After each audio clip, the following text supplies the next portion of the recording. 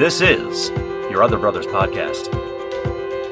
It's like running through an open door. It's like finding what you're looking for. We've been waiting. We won't wait no more. We got a beautiful story.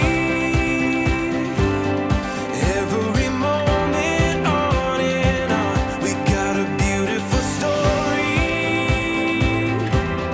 And we've only just begun. The best is yet to come.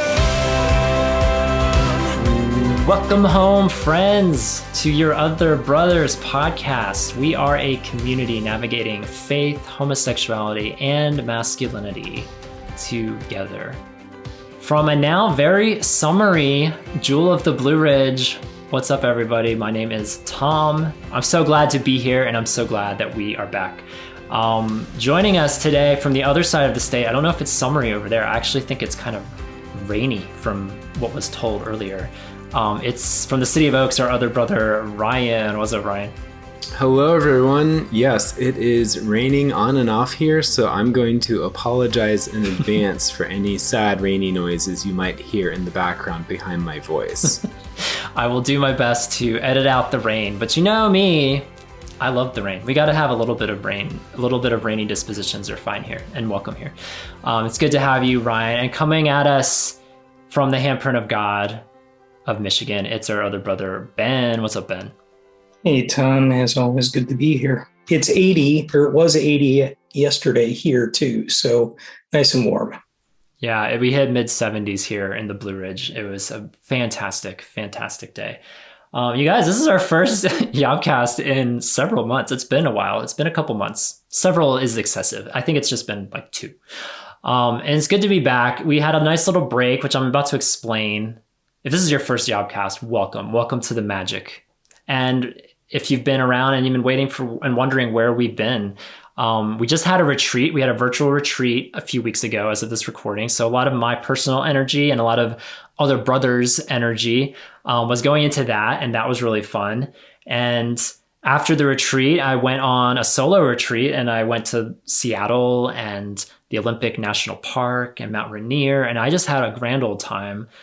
Getting off the grid, getting into nature, and now we're back. And now it's like I've gotten back, I've gotten acclimated, and I'm ready to go to continue a little bit of a schedule with a twist, because this is something we've never done before, and I wanna lay it out right now. Today we're talking about something that we've referenced, I don't know how many times, dozens probably at this point. It's something that I personally love and kind of geek out and nerd out on. And I'm so delighted that others in our community have as well. Indeed, I am not alone. I am not alone in my love for the Enneagram. And so today, it's just one of those things, like, why have we never done an episode on the Enneagram? I don't know. It's just something we've never done. And now we're doing it. We're talking about the Enneagram, which is a personality system that was all the rage in Christian circles years ago. And you could probably search your podcast feed and Google Enneagram and find dozens, if not hundreds, if not thousands of especially Christian-centric Enneagram podcasts. It's like the thing out there. There's a whole bunch. And if anyone out there is listening and you want my favorites, I can shoot you a list of some of my favorite Enneagram podcasts. But this is something I've been wanting to do as somebody planning these episodes and figuring out what we want to talk about or what haven't we talked about yet. This is something that I've wanted to explore for a while now. And I kind of did, I have a group here in Asheville, and I kind of did this. They were like my guinea pigs. They were my experiment. I did this group a couple months ago called the Enneagram and Sexuality, where we all went around the circle, told about our Enneagram types, talked about our passions, our vices, our times of security, our times of stress, and specifically exploring the Enneagram through the lens of our sexuality, through the realm of masculinity, how we relate and how we connect with other men. It was kind of fascinating, and it gave me enough. I was like, there's enough here to warrant doing a podcast. I felt like there already was, but they were my guinea pigs, my guinea bros. And now we're doing it. And so the way this is going to work, this is something we've never done before. We're going to have a regular old YOBcast today, something about an hour in length, and we'll talk about the Enneagram and our relationships with it. We put some feedback out to our Yobbers community. So thank you to the Yobbers for answering the questions and giving us some things to chew on. And then what's going to happen for the next 2 months? There's not going to be any new YOBcasts, but for the next 2 months, there's going to be ConvoCasts with each type on the Enneagram. So starting with type 8 next week and going around the Enneagram to type 7, we're going to talk for about 40 minutes. So they might be slightly longer ConvoCasts from ConvoCasts in the past, but for about 30 to 40 minutes, talking with each type on the Enneagram from members of our community, members of the podcast crew. You might be hearing these guys' voices in a one-on-one context with me over the next 2 months. And I'm just really excited to get to understand a lot of the similarities that tie us together as a community, but then also the vast differences as it relates to sexuality, as it relates to masculinity, how we connect with other men. Like, I really am excited to learn just selfishly as one person. And I hope that especially for the Enneagram nerds out there, I hope this is like going to give you your Enneagram fix for years to come. Like if you have been eager for us to really dive into the Enneagram, I hope the next 2 months are a really fun, like, change of pace from what we usually do here in YOB. And my hope is that if the Enneagram isn't your thing, or you're confused about it, or maybe a little curious about it, is that you go into it and you just listen, and maybe there's something that clicks. Maybe a lot of it won't. But my hope is some part of our stories as we share, we'll try to keep the Enneagram. There will be some nerdery that inevitably comes out. But my hope is to make this conversation as accessible as possible, to where if you don't know what the instincts are, if you don't entirely know what wings are or triads or things like that, Enneagram nerdery can go pretty deep. But we're going to try to keep it as basic as possible and just share like how does this manifest in my day-to-day life, and just seeing the similarities in our community, because we have a lot of similarities, we have a lot of differences. And so I'm just really excited that this is something that I've had on my dream like spreadsheet for a while now. And so we're doing it. We're just doing it, you guys. And this also is beneficial to me as someone planning the podcast. It delays our 100th episode a little bit further so we can enjoy that later. Because I still have no idea what we're doing for our 100th episode. So whatever, I'll deal with that 2 months down the road than I usually would have. So there's that. So Ben, Ryan, thank you for embarking on this journey, this 2-month journey. Do you guys feel like we're about to start on a quest, like we're starting a trail, and here we go? An Ennea quest. Yes, I love it. Ennea quest. It sounds like the best video game ever. One does not simply explain the Enneagram in 2 months. This is a great conversation starter, and my hope is that it lands with one person who previously was like, what is that? I don't entirely get it. And that by the end, if they listen to all 10 of these episodes, today's episode and then the 9 ConvoCasts that are about to follow, that they take away something from it. That's my hope. So that's what we are doing. That's the long setup for the Enneagram shows to come. I will help you bear this burden as long as it is yours to bear. Thank you. Thank you, Ben. That sounds awfully two-ish of you. I don't know. We're gonna have to explore that.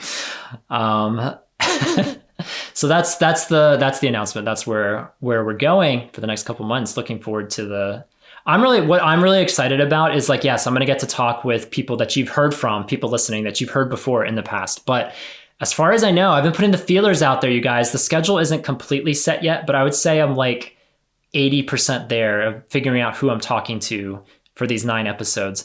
And a couple people have already said yes that you have never heard before. You have never heard on a YOB podcast production. So that's kind of exciting to me too. It's like, yeah, it'll be good to get to talk to Ryan a little bit more, talk to Ben a little bit more, or some of the other guys that you've heard before, and get to hear about their type and how that relates with their life on a day-to-day basis. But I really am excited to also hear from other members of our community. It's something that I've been excited about these last few months, different people popping up on the ConvoCast feed that you've never seen before, and looking forward to that trend continuing in these ConvoCasts for the Enneagram. So stay tuned. Here's something kind of random and kind of exciting that has developed. We had a about 2 month break in between podcasts. A lot happened. I mentioned the retreat that we did. I mentioned my solo retreat and the trip that I took.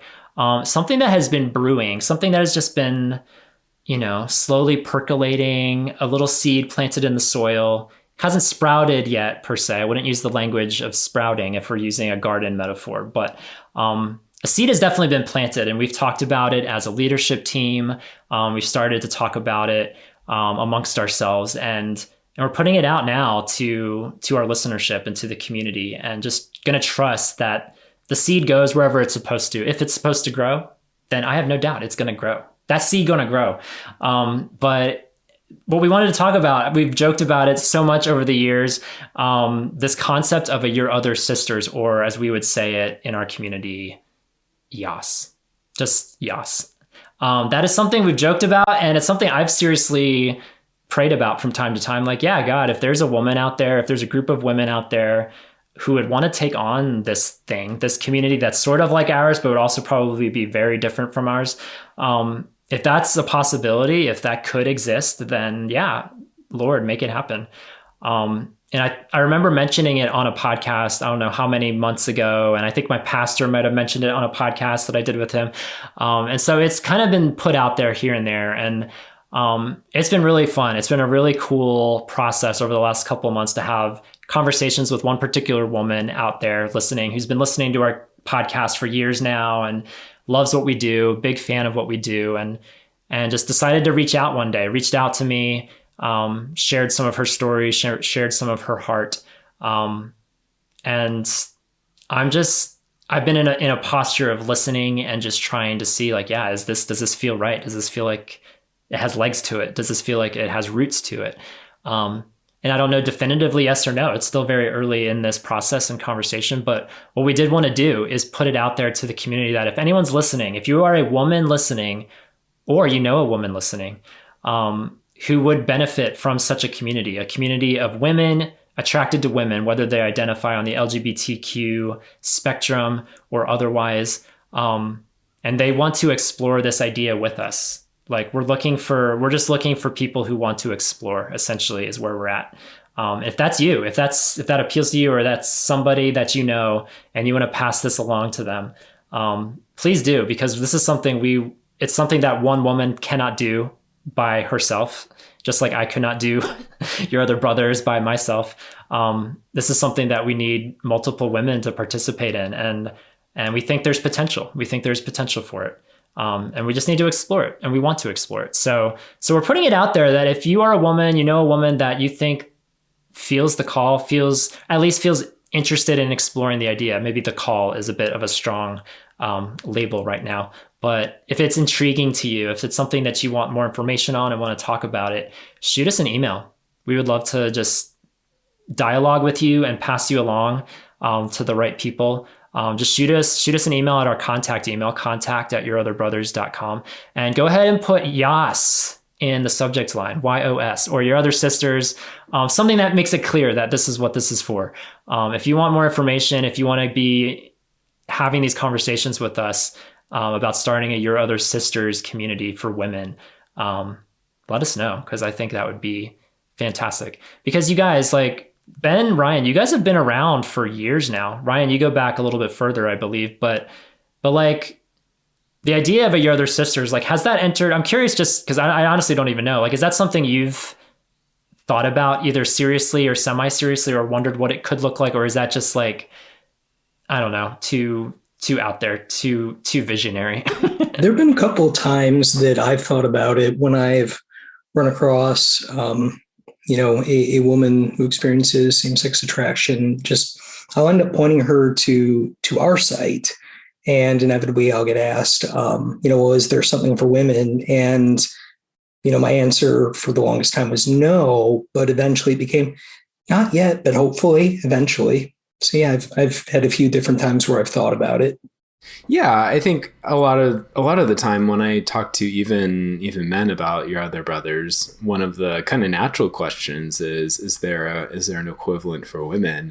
And yeah, well, like you, Ben, my answer has been not yet. We'd love for that to happen one day. and we hope and pray that that will happen one day. And so I'm excited about these new developments. Yeah, for sure. And I don't know, it's something where there's a tension in me that's like, don't bite off more than you can chew. Like, you guys are doing fine. I think we are anyway. I think we have a great community. I think we've grown a lot in the last few years in a lot of ways, not just quantifiably, but qualitatively. Is that right? I don't know. So there is this tension that's like, no, that's just your other brothers, just be your other brothers and let women figure it out somewhere else. There is that tension, but on the flip side, that makes me sound like a horrible, like, self-seeking person. But then the other side of it is like, no, like, obviously I can't do your other sisters, but if someone else can, if a group of women can, if we can align on certain things and diverge on certain things that make sense, like, I would absolutely love to see that happen, because the sense of community that I have found through this virtual community, I mean, it's been unspeakably beneficial in my life. I don't know how to put words to it other than, like, I don't know where I would be without people who are on this call, or people in our community, without these retreats, without these Zoom calls. Like, it's just been it's something I've taken for granted, if I'm honest, this mainstay of community, at least once a week in some capacity, if not multiple times a day, on a Discord thread or on a Facebook group or what have you. So, like, the thought of being able to provide that, or help provide a conduit for that for women as well. Because we have had women supporting us on Patreon and shooting us emails, like, semi-frequently, hearing from women. Like, I know there are women out there who have benefited from our podcast or blog or even community in some aspect, but could it be better? Could it be stronger? Absolutely. It could be more focused. It could be more relatable. So if there's a way we can do this and do this in the right way, that's the thing. We want to do this in the right way and not just rush into anything and be presumptuous. And so if there's somebody out there, if there's a group of somebody's out there that this conversation appeals to you, shoot us an email, contact@yourotherbrothers.com, put Yas in the subject line, because if nothing else, that will make us smile. And then we'll be in touch about what comes next in these conversations to come. And maybe, dare I say, next stop, your other others for our non-binary siblings. Okay. See, is that offensive? I'm not even sure. This is why we need to have more conversations. Yeah, absolutely. But this like opens up Pandora's box, right? Like, this is like, yeah, for people that are non-binary, for trans people, for moms, for dads, like, this kind of opens up, like, what other communities could we help create, fostering these conversations, whether it's in the form of a podcast, in the form of a blog, in the form of Zoom calls, in the form of a Facebook group, in the form of a Discord server, like, retreats. I mean, there's, like, I don't know, it's cool to zoom out from our little the YOB bubble, and like, see what else does God maybe want to do, and just being open to that. All right, you guys, this is a banner occasion because we were gone for so long. Surely somebody reviewed our podcast on Apple Podcasts, right? You're right. Somebody did. One person did, and I'm so grateful to him. So in case anyone's new to the show, we haven't done this in, so many episodes now. You can rate our show, and it helps continue to just get it out there for anyone searching for podcasts that talk about the sorts of things that we like to talk about here. It's helpful. It's helpful to go to Apple and just rate us. I prefer if you rate us 5 stars, but I want you to ultimately be honest. So rate us however many stars you think we're worth, and then just type a few thoughts if you have them. But thank you to Joey for rating our podcast. He did rate it 5 stars. So thank you, Joey. His subject line was incredible. Not just incredible, but incredible with an exclamation point. So I want to make sure I'm translating the enthusiasm properly, because sometimes I have trouble with enthusiasm. Wait, did you say incredible with? With, yes. With. Not without. Oh, with an explanation. Yeah, okay. yeah. I thought you said not just incredible, but incredible with. I'm sorry. I've already made this unnecessarily confusing. I'm so sorry. That is one thick podcast. It's wide. We're a very thick podcast. Okay, I should have just said incredible. Incredible. You guys hear the enthusiasm? You hear the exclamation point? Here's what Joey said about our little podcast. This podcast is amazing for any Christian guy who's attracted to both genders or other dudes. This subject has been poorly addressed by the church, and these guys are bridging that gap. So thank you, Joey. Thank you for listening. Thank you for taking the time and the initiative to rate and review our show. If that's something that you haven't done yet, if you've been lurking for a while and you feel conviction to do this, please do it. We would love to read your review on our next episode or whenever that is. It's going to be 2 months, as aforementioned, but we would love to read it at an upcoming YOBcast because we love hearing from our yobbers. So thank you, Joey. Let's all pray that Joey has inspired somebody else listening to rate and review our show. We love all you guys who take the time to do that. Thank you. Some quick announcements before we start getting into the Ennea talk. As mentioned at the top, we had a virtual retreat a few weeks ago as of this recording, and it was so great. This was the second virtual retreat we did. The first one we did was during, I was about to say the COVID year, as if there was only one. There's only been 1 year of COVID, right? 2020. 2020, the year that's lasted 2 years, essentially, is how I choose to look at it. We did a virtual retreat that year in place of a camp retreat because we just couldn't meet together in person that year. And it was really great. It was great for people who either couldn't have afforded to come to a camp retreat because it does cost a little bit of money to get there, whether the camp retreat itself or travel expenses to get to the Southeast United States, depending on where you live.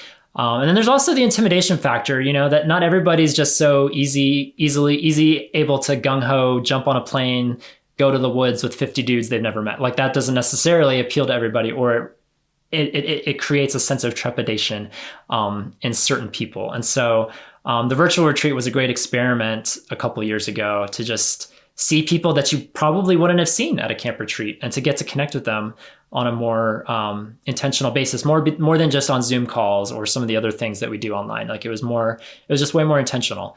And the feedback was so great from that 2020 retreat that we did it again.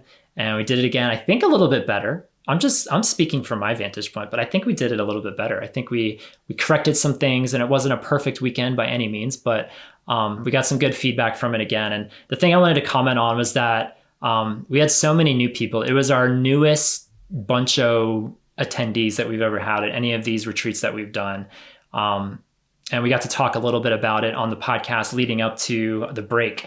And so for anyone listening, if you took a chance, if you heard us talk about this virtual retreat and you're like, yeah, I'll try out this community and see what it's all about. Like I heard from at least 1 or 2 people that was the case. And it was just such a joy. It was such a joy. These retreats never get old. It's always a new batch. It's always a new flavor every single time.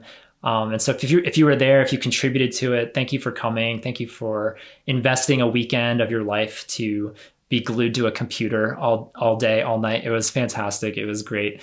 It's just really cool. It gave us lots of ideas about the community aspect of YOB and how to continue to build that, especially how to build that for people around the world. And this is actually a new development that we're putting out there in a poll form.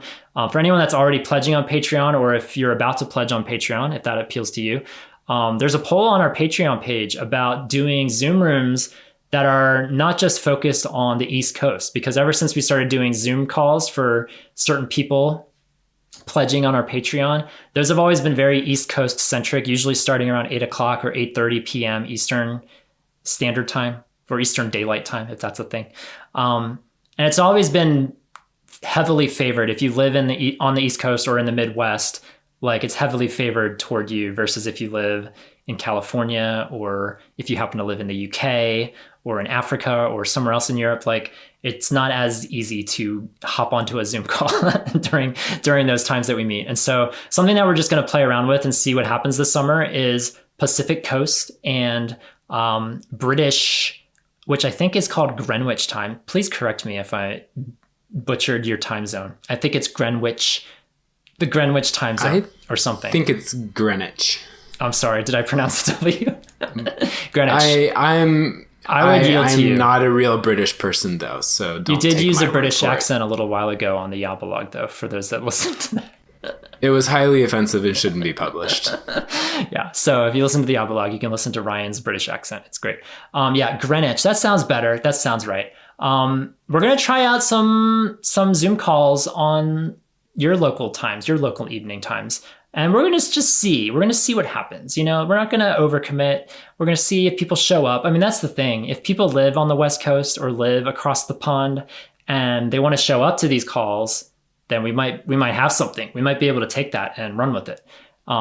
Versus if nobody signs on, then we'll just be like, okay, I guess we won't do that. So similar to the Your Other Sisters experiment and just the conversations we're having, this is something new that we're experimenting with. We're going to see what happens. And so if you happen to live on the West Coast and getting on at 5 o'clock or 5:30 your time just doesn't work for you, maybe 8:30 will, local time, or 7:30, whatever time we land on. Or same thing, if you live in the UK, if you live in London or Liverpool, or some other part of the world that sounds exotic and exciting, to me anyway, probably maybe not as much to you, but very exciting to me. And getting on in the evenings just is a lot better than getting up at 2 a.m. for a call. Come on and join us, and we'll see if we can do that more often. So I wanted to put that out there, because I also know a lot of people either pledge at a lower tier or they just don't pledge at all because there's no Zoom call. That's like the big thing that you would want to partake in on our Patreon, is more of the community side, and being able to connect with other people in a Zoom format. So if that's something that's been a blockade, and that's something that's been a reason not to pledge or not to pledge as much, like, hopefully this is a fun new summer experiment.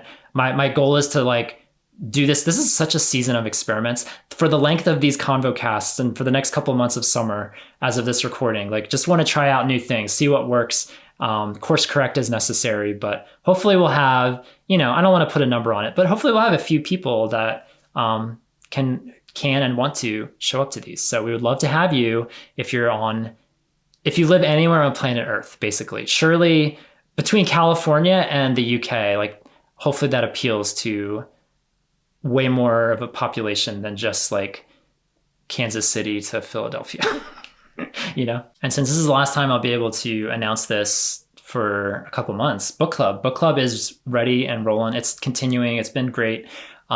As of this recording, we haven't yet discussed Deborah Hirsch's Redeeming Sex, but by the time you listen to this, we will have already discussed it. And we had such a great discussion, didn't we, Ryan? Oh, one of the best. It was the best. I think it was the best. I'm going to step out on a limb and say it was our best book club yet. Yeah. And next month we're reading The Picture of Dorian Gray by Oscar Wilde, which I am so excited about. I have not read it since I was in college, and I'm so glad this was a recommendation from somebody in our community. We don't read fiction that often in book club. I think it makes more sense for us to digest more nonfiction as a community, I think. But I also see the value in fiction for sure. And so we sprinkle in a couple fiction books a year.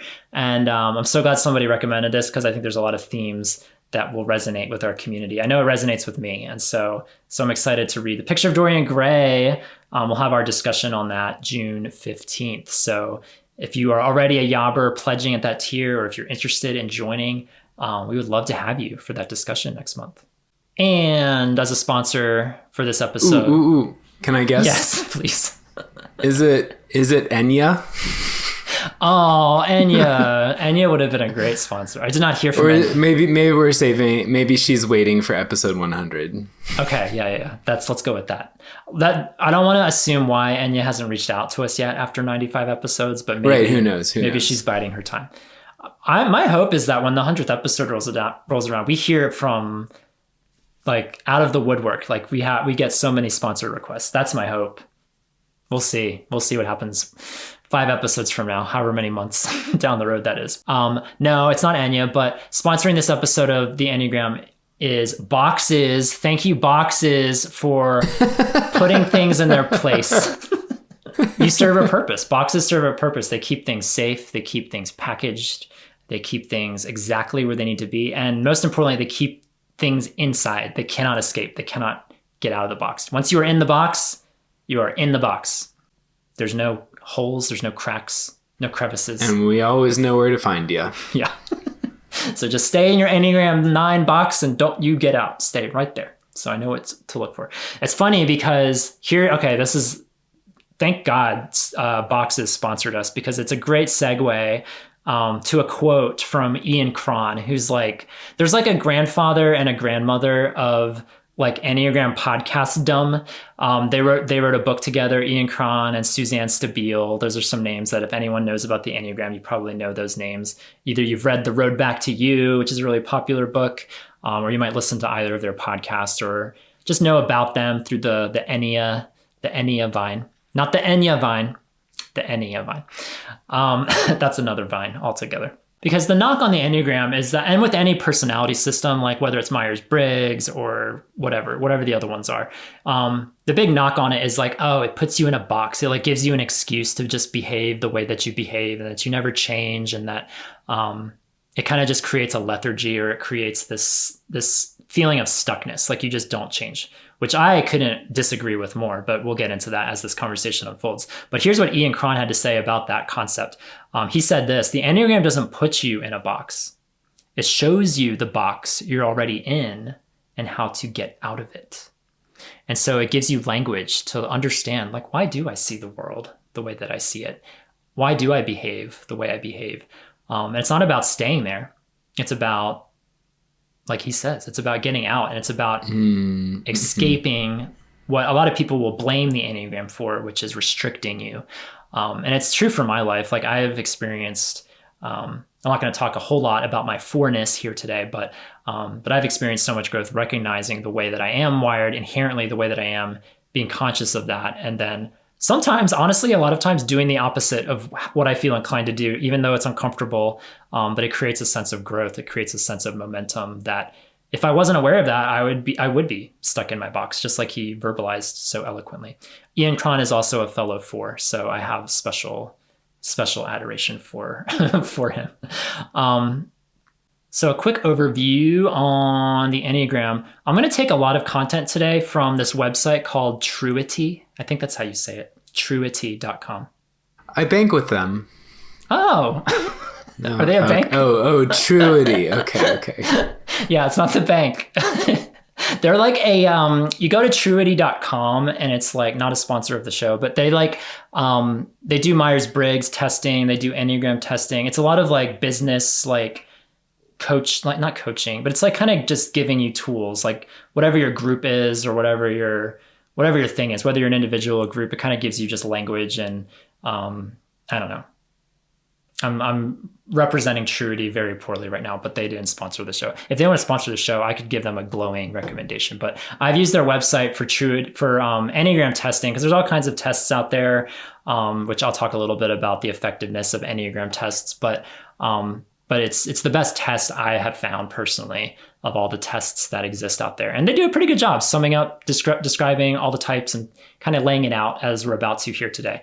So here's how they define, this is taken from their website. This is how they define the Enneagram. The Enneagram is a system of personality which describes people in terms of 9 types, each with their own motivations, fears, and internal dynamics. The Enneagram is an emotionally focused system of understanding people, honing in on one's core emotional motivations and fears. Each of the 9 personality types has its own driving force, which is centered around a particular emotion. Some Enneagram types experience strong emotions, while other types aim to avoid emotions in one form or another. However, whether running from emotions or diving into them, each type describes some aspect of emotional experience. And so Truity goes on to describe that there are heart types, which depend on their emotional intelligence to understand their own reactions and connect with others. It also describes head types, which depend on their intellectual intelligence to make sense of things and navigate the world around them. And it also talks about body types, which depend on their instinctual intelligence to follow their gut and respond to threats and opportunities. So what I'm going to do, this is a lot of reading for now, but I promise after I read this list, the reading is done. There's not going to be like reading that happens for the next 45 minutes. So for a lot of this is stuff where it's like all the Ennea nerds listening, they already know all this and they're like, get on with it already. Tell us more. But yeah, for anyone that's unaware, these are how the 9 types are laid out, starting with the heart types, which are 2, 3, and 4. Folks who rely on their emotional intelligence, as Truity describes it. So there's type 2, the giver or the helper. 2s want to be liked and find ways that they can be helpful to others so that they belong. This type fears being unlovable. There's type 3, the achiever or performer. 3s want to be successful and admired by other people and are very conscious of their public image. Type 3s fear failure and not being seen as valuable by other people. Type 4s, which are individualists or romantics. 4s want to be unique and experience deep, authentic emotions. Type 4s fear that they are flawed and are overly focused on how they're different from other people. Type 5, the investigator or observer. 5s seek understanding and knowledge and are more comfortable with data than other people. The biggest fear of the type 5 is being overwhelmed by their own needs or the needs of other people.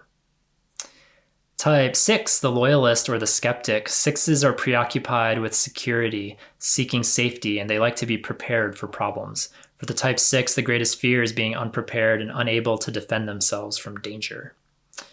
Type 7, the enthusiast. 7s want to have as much fun and adventure as possible and are easily bored. Type 7s fear experiencing emotional pain, especially sadness, and actively seek to avoid it by staying busy.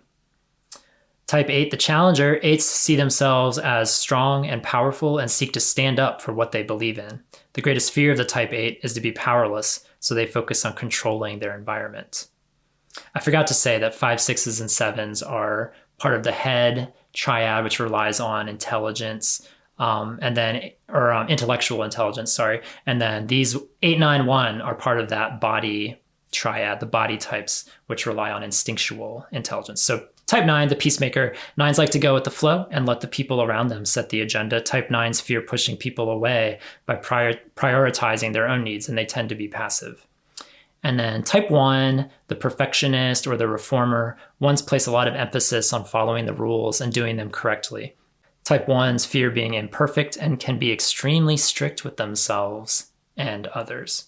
So that's a very simplistic description of each type. Hard to nail it in just 2 sentences for each type, but there's obviously a lot more to it for those that are either aware of it or want to become aware about it. You can go into as deep of a dive as you want. That's the thing about the Enneagram. It's kind of like the Grand Canyon. It keeps unfolding. The deeper you go, there's always more caverns to explore, but that's kind of the helicopter view of what it is from the top. So I've done a lot of talking. What do you guys think of the Enneagram and how do you identify? Let's just go there. How do you identify if it hasn't already been made clear on previous episodes or for people who are just tuning in?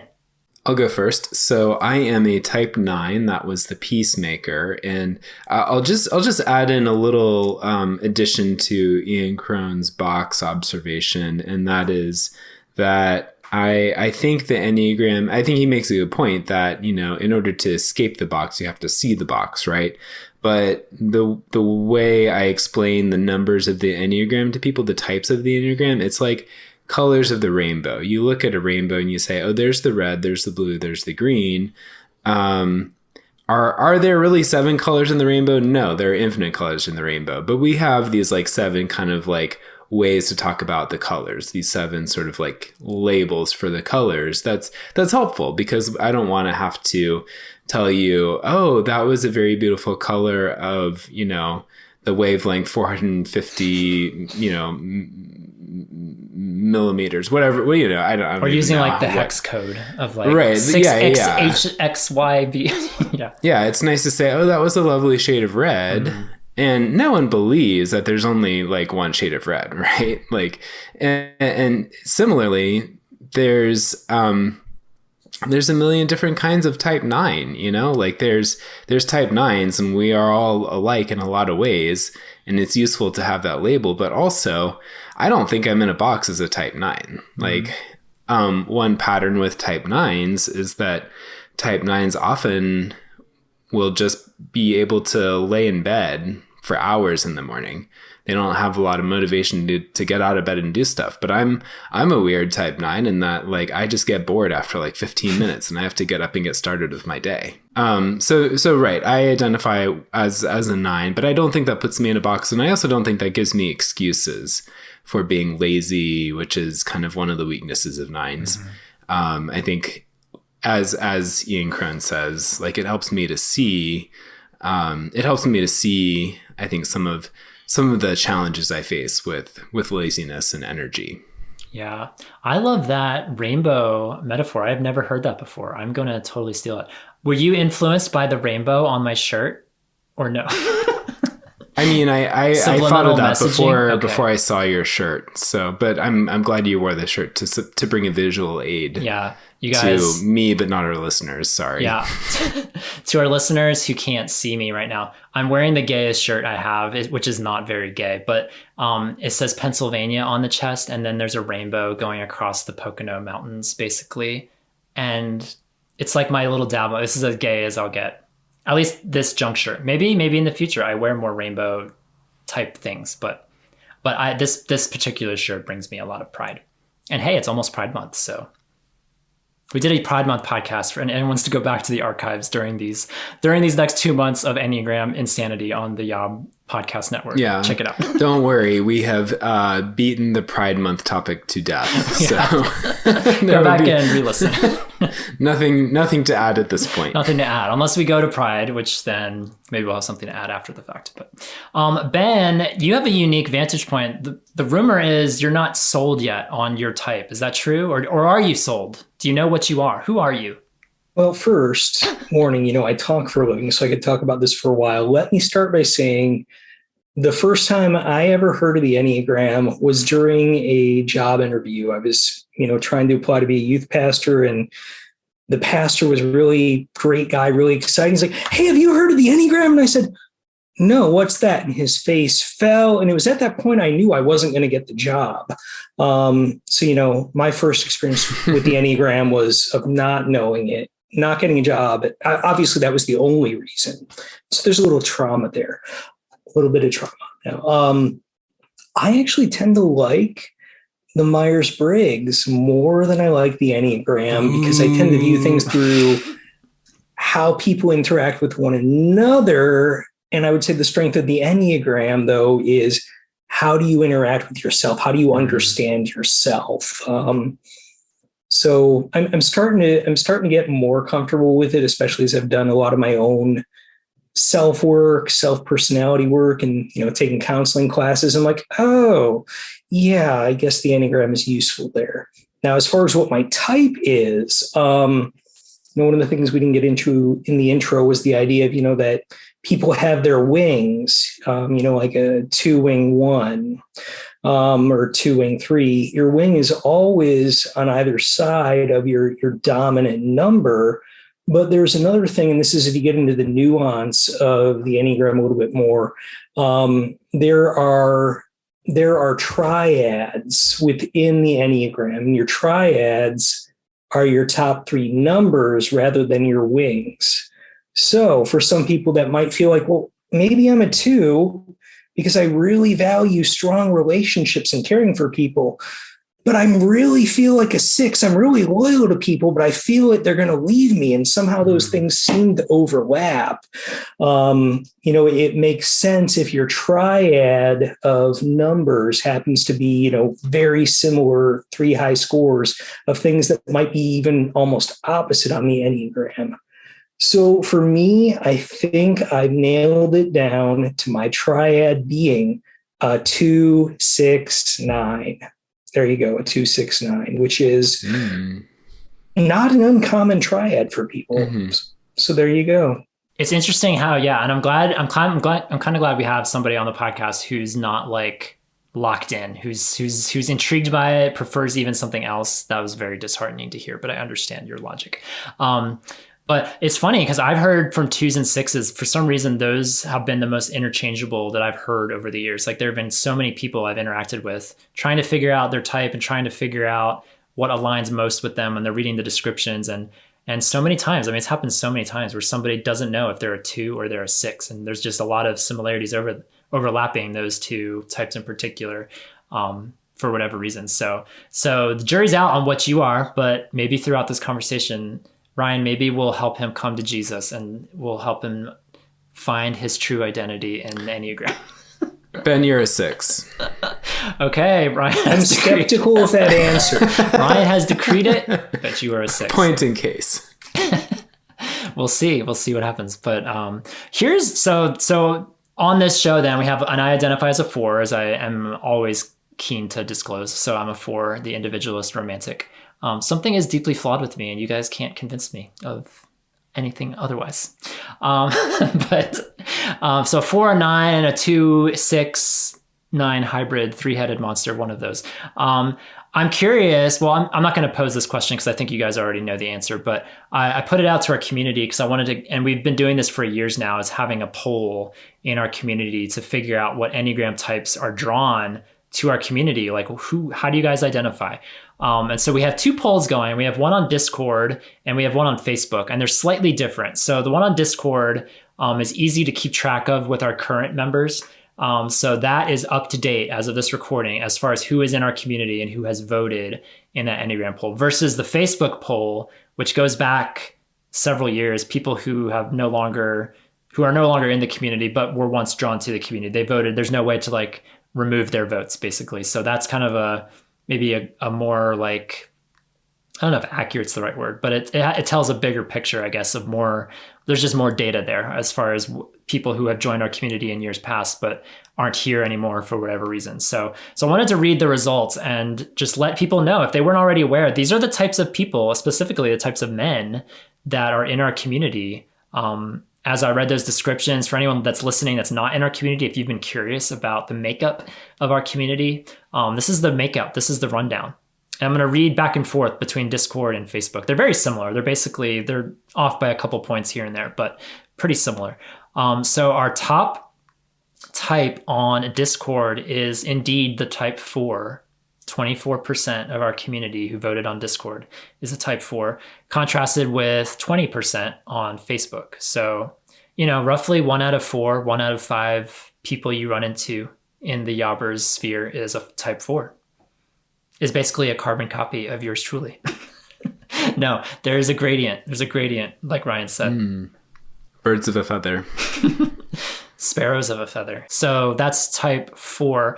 The other big one is type 2. So type 2, 22% of Discord, 23% of Facebook. With a bit of a caveat, like a bit of an asterisk, because I noticed when I was clicking around, I noticed Eugene. Shout out to Eugene, who comes on a podcast every once in a while. Eugene, who I know identifies as a 4, voted for 2 on Discord, which I think he did by accident. So Eugene, you need to fix your vote. This is like the teacher coming on the intercom. Come up to the front of the classroom, young man, and explain what you've done. Are you trying to rig the election? Yes. Just checking. I just noticed an irregularity there. I was like, Eugene's not a 2. Why did he vote for 2? Why are dead people voting in this? Gosh. And I could have texted him this, but it's so much more fun to call him out on a podcast. So there you go, Eugene. Change your vote. Either way, 4s and 2s seem to be always at the top of our list, whether they're voting on Discord or on Facebook. Coming on third for both of these, 20% on Discord, 16% on Facebook are type 9. So type 9s are right up there. And then followed right behind by type 6, 14% on Facebook and 9% on Discord. So if you're doing the math, if we have any math nerds out there, 2s, 4s, 6s, and 9s account for 75% of our Discord community, 73% of our Facebook community. So that's a big chunk of our community, 2, 4, 6, and 9, roughly 3 out of every 4, which I thought was very interesting because it's like half in the emotional section, half in the head there's like some in the head section, some in the gut section. So it's a nice little cross section, mostly in the heart section. Because that was the other thing when I read the types: heart types, head types, and gut types. Heart types, 48% in Discord, 46% in Facebook. Head types, 19% on Discord, 29% on Facebook. And then gut types, 33% on Discord, 35% on Facebook. So that's a little bit of a rundown on the makeup of our community. For those that are curious, after 2, 4, 6, and 9, I'll just read them, just run down the order. So in Discord, we have 5s at 7%, 1s at 7%, 7s at 3%, and then 3s and 8s at 2%. That's over in Discord. And then over on Facebook, 5s at 9%, 7s at 6%, 1s at 5%, 8s at 4%, and 3s at 3%. So when it gets to the ConvoCast series, you guys, you can imagine my job gets really fun when I try to find a willing 3 in our community to speak to me. I think I found one. I think I found a 3, but it got a little challenging further down the list there. I feel like convincing a 3 to get in front of a microphone is not difficult, but maybe I'm wrong. Yeah, no, once I found the person, there seems to be a good level of enthusiasm there, I think. But it's just the pick of the litter is not great. there's not a lot to choose from. So, but I think we're going to get there. Again, I'm committing to this idea. We're doing it. And so I'll go out on the street and find a 3 if I have to and say, support Yob. and then they will, and then they'll. And then You're gay now. You're gay now. For the next 30 minutes, you are attracted to men with a traditional ethic, and you're talking to us. So that's going to be fun to have all those conversations, especially the further down the list you go. Because again, plethora of 2s, 4s, 6s, and 9s, but it starts to get kind of scant the further down you go. So I'm excited to make the rounds though, and find out, what differentiates but also unifies our community. Ben sort of explained where he first heard about the Enneagram. Ryan, do you remember your origin story with the Enneagram? Do you remember how you learned about this thing? Yes. So actually, my parents were very into the Enneagram before it went viral. So this is mid to late 2000s, maybe. Because the Enneagram's been around for decades and decades, but it only kind of became a big, popular, mainstream Christian thing in the past, 5 years, 10 years. And so they were telling me about this thing called the Enneagram and trying to get me to take the test, trying to get me to read the results and understand it, just so convinced that I would get a lot out of it. And I was like, Mom, Dad, I'm in college and I got stuff to do, and I'm have a full-time job then after college, and I'm just sort of putting it off and putting it off and putting it off. And finally I take the test and start to read a little bit of it, and realized, oh, this is pinning, I feel like a bug pinned on a board in a science fair display. This is really putting my innermost workings on display for the world to see. Which, side note, that is a science project I never got to do, and I always was jealous of people who got to do the pin a bug on a board project, because I always wanted to do that. Well, being the bug is an interesting experience as an Enneagram subject, but yeah, so I got into it, and that was still before it kind of got to the mainstream. At the time I was writing fiction, and I found it to be a very helpful tool for imagining characters and imagining various characters, motivations and interior workings, how they experienced relationships with other characters of different Enneagram types. So I pursued it from a personal growth point of view, but also as a tool for writing fiction. I found it to be very useful as well. That's amazing. Yeah. I notice it now, when I either read books or when I watch shows, one that I find particularly fun as an Ennea nerd is the show Parks and Rec, and being able to sort of see everybody's personality through the lens of the Enneagram and understanding their motivations and kind of understanding what makes them tick.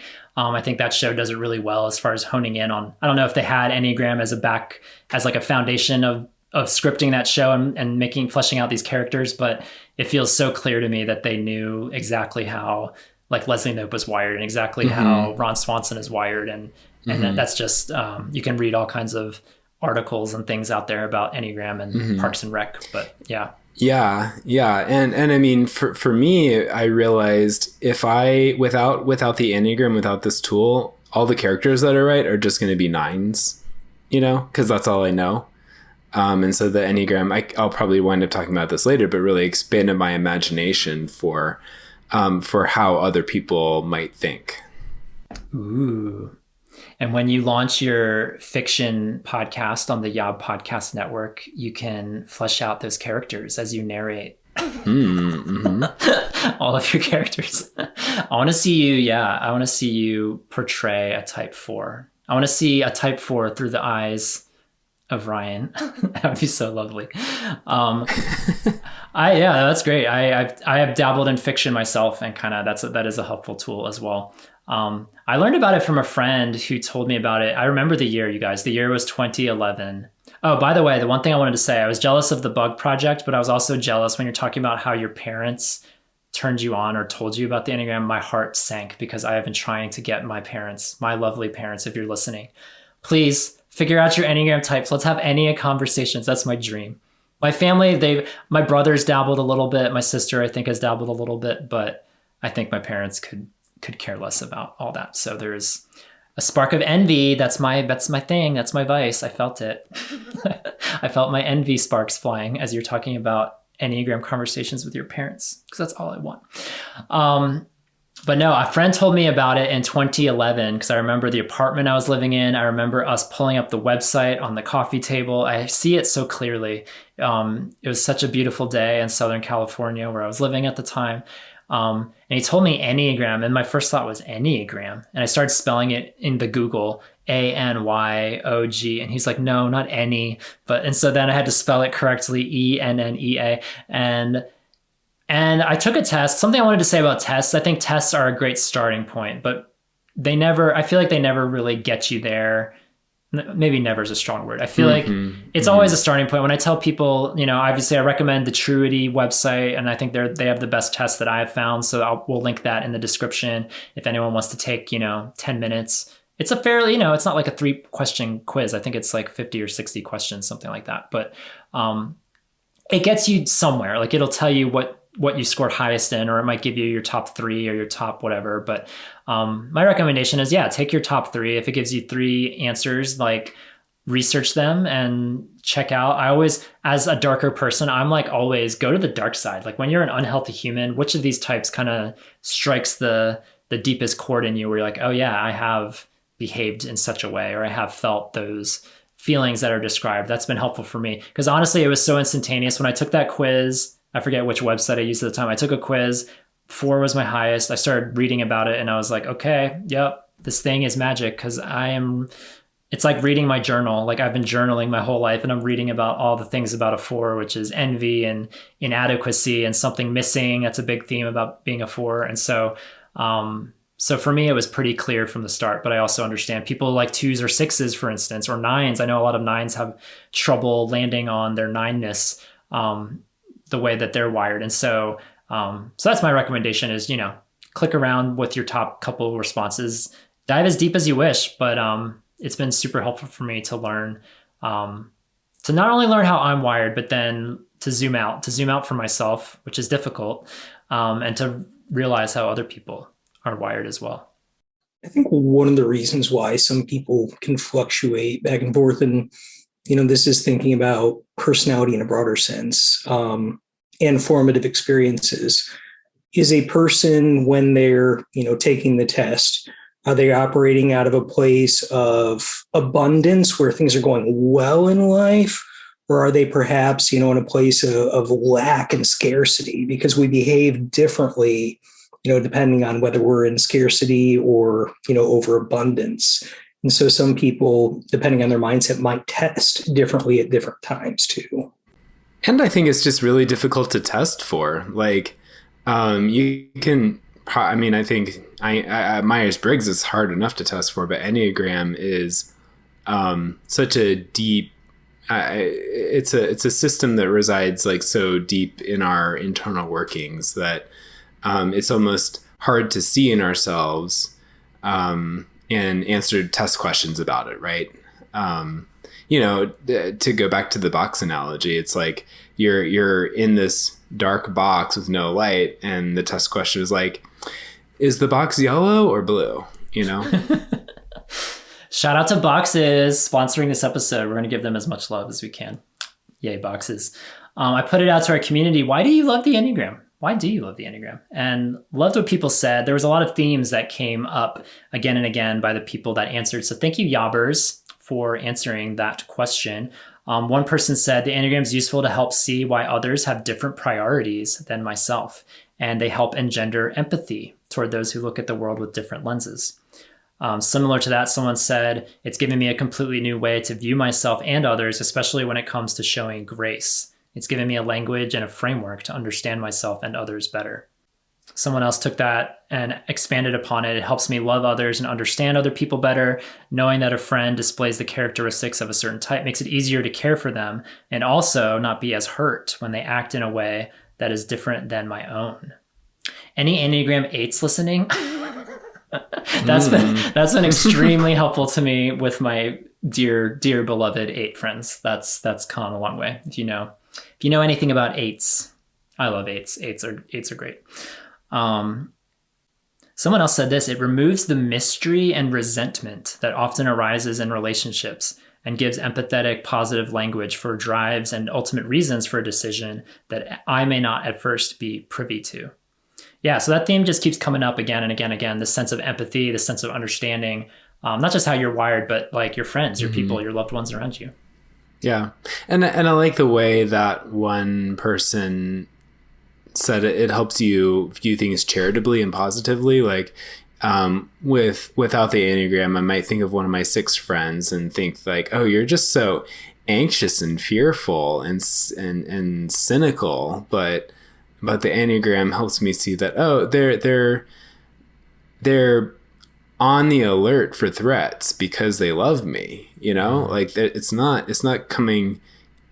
more complicated than just fear or anxiety. Yeah. And 6s, I know they are detail oriented, and I'm kind of somebody who likes a little bit of detail and likes knowing kind of a bare bones logistical plan of what's happening. But I have 6s in my family and 6 friends who are just incredibly conscious about like thinking about things that I either refuse to think about or just literally would have never thought about, as far as like, what are we eating here or there, or what are we like, how are we fueling up, or how are we going about getting from point A to point B? Like just little things like that I appreciate, just to give some shout out, to give some love to the 6s out there listening. I asked some questions, which I initially was going to read on this episode, because I asked the community, how has the Enneagram helped you grow in areas of sexuality and masculinity? Because we wanted to try to focus this conversation towards those ends. But what I noticed happening is that the people that answered, they know their Enneagram type and they started talking about their type. And what I want to do with the ConvoCast is not only have a guest that I talk to of that identifying type and just talk to them for 30 to 40 minutes. I also want to sprinkle in comments from the community and share what other type 8s or type 5s or type 7s, how they answered the same questions. And so it's going to be a different sort of ConvoCast, because we've never done that. It's going to be the most structured ConvoCasts we've ever done, where they're usually just spontaneous 20 to 30 minute conversations that aren't really planned at all. So these will be very planned and corporate, in the sense that it's not just going to be necessarily a one-on-one conversation. So I was thinking about reading these on this episode, but I think they'll be better served reading them on their correlating ConvoCast episodes. So thank you guys for sharing about how the Enneagram has helped you process or understand your sexuality or your sense of masculinity, your gender identity. Like, I think that's going to be fun to dive into during those ConvoCasts. So in taking counseling classes, one of the things that they challenge counselors to do, they say that you can't really know somebody else or their culture until you understand your own. So a lot of the first work that counseling students do are taking personality profiles, going through your origin story, looking for things that may be, like childhood wounds that you're still holding on to, figuring out what your biases might be. And so the reason they say that is you have to know you. And once you know you, once you understand how you are put together, you then have better tools to be able to understand other people's stories and how they're put together, because the whole point is to create an empathetic bond with the person you're trying to help in counseling. And if you can't figure yourself out, how can you figure out other people? So one of the reasons I'm gravitating towards counseling, to me, counseling, at least from my perspective, is a much more honed, much more specific type of discipleship. You're helping people figure out where they're at, where they want to go, and how can they get there, and doing the work necessary, which again, what is discipleship? But, building somebody up in their faith and their understanding of how to walk with God in life. So I think the Enneagram is a good tool for helping people dive in to understand some of their own storyline stuff that maybe they haven't processed before. Yeah. I had the image of the whole, the masks coming down in the airplane, and you have to take care of yourself first before you can pour into other people and help little Johnny next to you, or little Jane, or whatever her name is. Make sure you can breathe. Make sure you have yourself taken care of? Because that I'm glad you started to open that up, because I know we're sort of winding down the conversation already. It feels like we just started, and I know I could personally talk about the Enneagram for hours, but we will spare our listeners and spare you guys for that matter. But that was kind of the crux of it, was like, why should people care? Why should people not necessarily care about the Enneagram? That's one aspect of this conversation. Kind of the bigger part of the conversation is like, why should people learn about themselves? Why should they become self-aware? Why should they learn their dark side, their shadow? That's kind of a psychological word out there. You started to touch on that. I don't know if you have any other additional thoughts, or if Ryan wants to jump in, but like, why is it good? Isn't ignorance bliss? Shouldn't we just not know?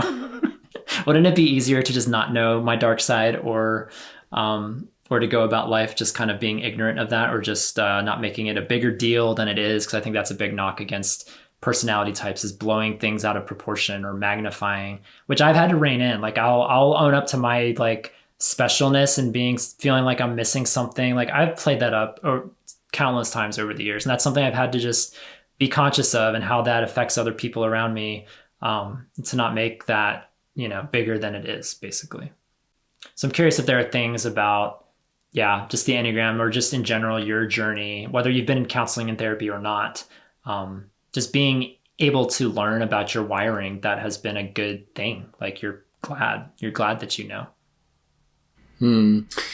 After being a student of the Enneagram for many years, and after being in and out of therapy, doing a lot of internal work, I can say I really do it because when I talk about myself and what's going on in my life and in my feelings, people often say, Ryan, you're just so self-aware.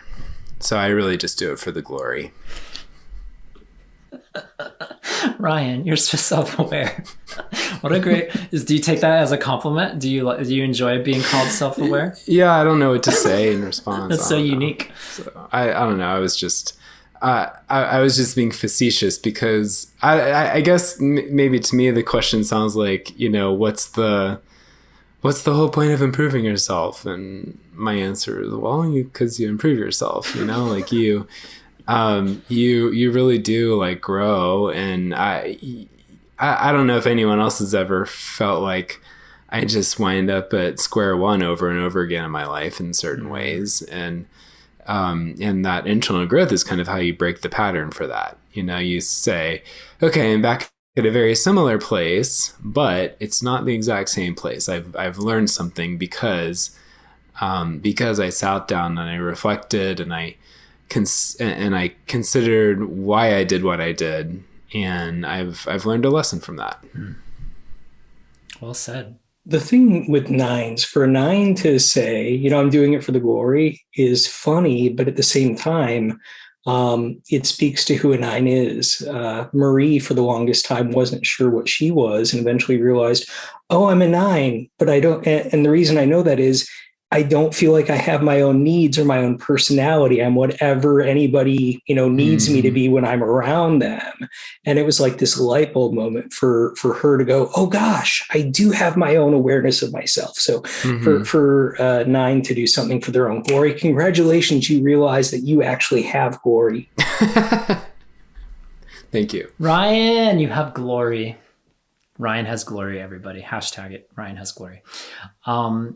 Yeah, it's just been, I don't know. It's hard to put into words. Like sometimes you meet people that just aren't self-aware, and they're just kind of stuck in their little world, and the energy is just kind of off. Like anyone listening can probably think of people that there's something that they're missing. Like they're not all there. And that's something that I've just appreciated. Enneagram is one manifestation of this, of people doing the work and digging into why they are the way that they are, and observing the patterns and the tendencies, and what are good and what could be improved, what's healthy, what's stressful. And it's just been really helpful for me. And I feel like the goal of this episode was not to like flesh it all out, because again, this is something that we're going to stretch out over the next 2 months with conversations with each of these types. And we're going to talk about stuff like sexuality, stuff like masculinity, in times of security, relational isolation.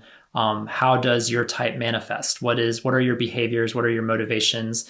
And what does that look like? And so that's a conversation I'm really looking forward to having again and again all summer long. It's going to be it's going to be my little passion project. I'm excited to talk to people and to dive deeper into their types. And it's my hope that if you're that type, that's something that we talk about in that episode resonates, and that you can feel a sense of, feel a sense of connection. May I say that you may not feel as alone, to use that phrase.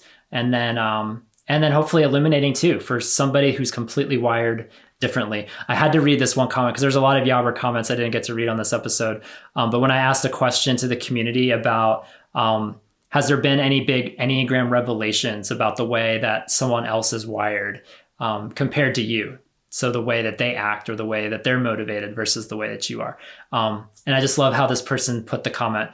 He said, "Girl, let me tell you, 8s, I don't get them. They somehow, more than any other number, know how to push all my buttons. And yet I've learned to love them just the same because they have so much value and beauty to add to the world." So there's our love for 8s once again, which fittingly, we'll be talking to an 8 to kick off this ConvoCast series next week. So that is going to be a great segue. I'll probably read that comment to him again. For anyone listening, you might know who this person is because he's been featured before. So we're going to talk to Mr. I just call him Mr. 8. He's the 8 of all 8s. And we're going to talk to him next week to continue this conversation. But you guys, thank you for coming on and just sharing some of your Ennea experience, just this journey of self-awareness and personal growth. It's been fun to start to kick open this new series. Of course. Yeah, this was fun for sure. So much fun.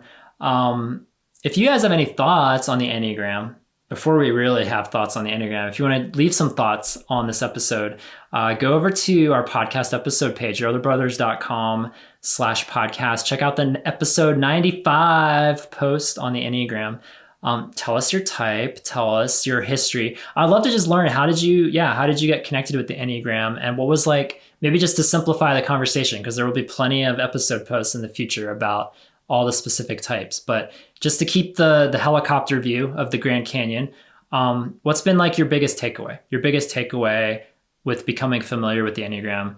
Not even necessarily your type in particular, but just in general, learning about it, listening to podcasts or taking a quiz or reading a description or learning about a wing. Like what's kind of your big takeaway? We talked on the episode today about empathy and understanding, which feel free to echo that if that applies to you. But if you have any other big takeaways, I would love to hear what those are. And if you're in our Yobbers community, get ready for lots of Ennea questions over the next 2 months, because I'm going to be looking for feedback for each of the types, starting with type 8. So if you're one of the 3% of our community who identifies as type 8, look for some feedback questions, because we would love to not only have the guest on the episode, but then also have some written feedback from other 8s to kind of round out that conversation, which I'm so excited to have. So stay tuned. And thank you, boxes. We love you. We haven't even mentioned the boxes in your Zoom background, Tom. They're just offering their support. They're quiet. They're quiet, solid presence. Just over your shoulder the whole time. I have 4 boxes stacked on top of each other. They're filled with YOB mugs. Big shout out to the YOB store. If you guys want to buy a YOB mug, there are literally 4 boxes of them in my background, and I would love to send one your way. So store.yourotherbrothers.com. There's that. But yeah, I didn't even notice that. Man, from the boxes in the background to the rainbow on my shirt, there were so many clues today that led to this conversation. I think that's just Holy Spirit. He was all over this. PTL, PTHS. We are so happy, or I'm so happy. I'm on cloud 9, not cloud type 9, just cloud 9. Good to be here with you guys. It's been good to be back.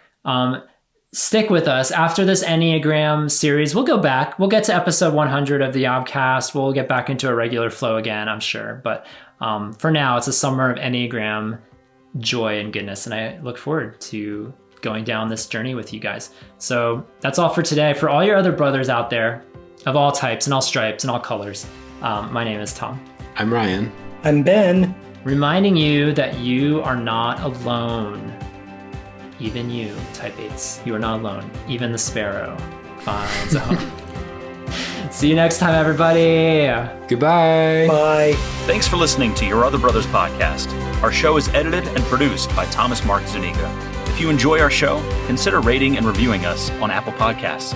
You can also follow us on Facebook, Twitter, and Instagram at Your Other Bros. We'd love to hear your story. Comment on this or any of our episodes at yourotherbrothers.com/podcast, or share a story to play back on our show by calling us at 706-389-8009. You can also email us at podcast@yourotherbrothers.com or write to us at Your Other Brothers, P.O. Box 843, Asheville, North Carolina 28802. Finally, if you'd like to further support our storytelling, community building efforts, consider becoming a Yobber. Yobbers pledge monthly on Patreon and receive perks like bonus podcast content, access to a secret Facebook group, regular group calls with fellow patrons and authors, and more. Visit patreon.com/yourotherbros for more information. Until we journey next time, we're glad you're with us.